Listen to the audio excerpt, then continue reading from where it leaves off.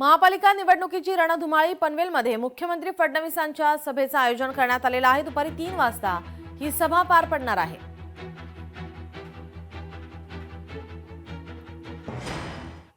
मुंबई महापालिका निवडणुकीच्या प्रचारामध्ये आदित्य ठाकरेंच्या निशाण्यावर देवेंद्र फडणवीस आहेत। शिवाजी पार्कमधील सभेत असो वा कोणत्या अन्य प्रचारामध्ये आदित्य ठाकरेंनी मुख्यमंत्री देवेंद्र फडणवीस यांची मिमिक्री करत भाजपवर जोरदार टीका केली आहे।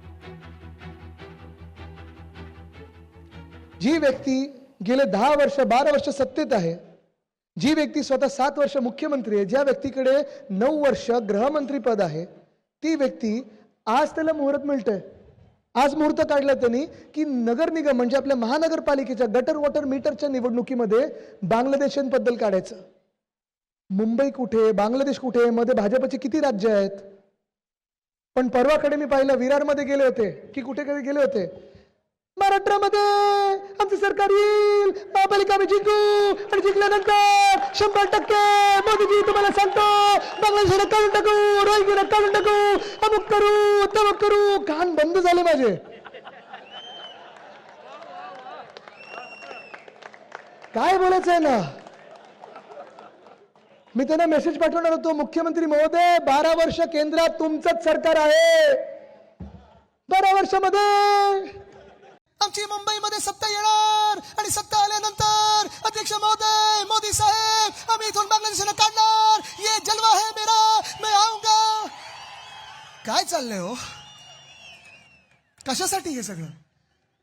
मुख्यमंत्री महोदय, तुम्ही मुख्यमंत्री 7 वर्ष ह्या राज्याचे आहात, हे विसरू नका।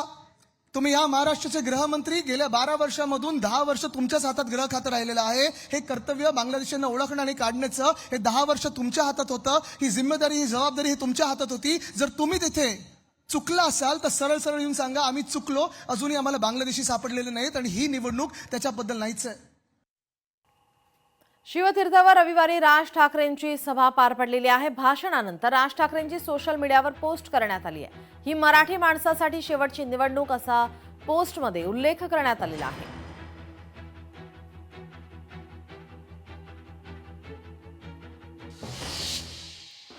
कोल्हापुरात काँग्रेसकडून मिसळ पे चर्चा, सतेज पाटलांची मिसळ खात आता मतदारांशी त्यांनी संवाद साधलेला आहे। बंटी पाटील मरेपर्यंत काँग्रेसमध्ये राहिला अशी एक ओळ जरी लिहिली गेली तरी बास आहे। आमदार सतेज पाटील यांनी महाडिकांना टोला लगावलाय की 30 वर्षानंतर ज्यावेळी कोल्हापूरच्या राजकारणाचा इतिहास लिहिला जाईल त्यावेळी कुठेतरी खाली एक ओळ असेल, बाबा काका, की बंटी पाटील मरेपर्यंत काँग्रेसमध्ये होता। भरपूर झाला आपल्याला, म्हणजे शेवटपर्यंत। आपण आता असं आहे की सकाळी भेटलेला माणूस ब्रेकफास्टला दुपारी लंचला असेल का नाही बरोबर गॅरंटी नाही, अशी अवस्था समाजकारणाची झालेली आहे। अविश्वासाचं वातावरण एवढं झालेलं आहे। त्या अविश्वासाच्या वातावरणात एक मी लढाई करतोय, ती कोल्हापूरसाठी करतोय, कोल्हापूरकरांसाठी करतोय। लोकशाही मराठी ऐका, पहा, जागरूक रहा।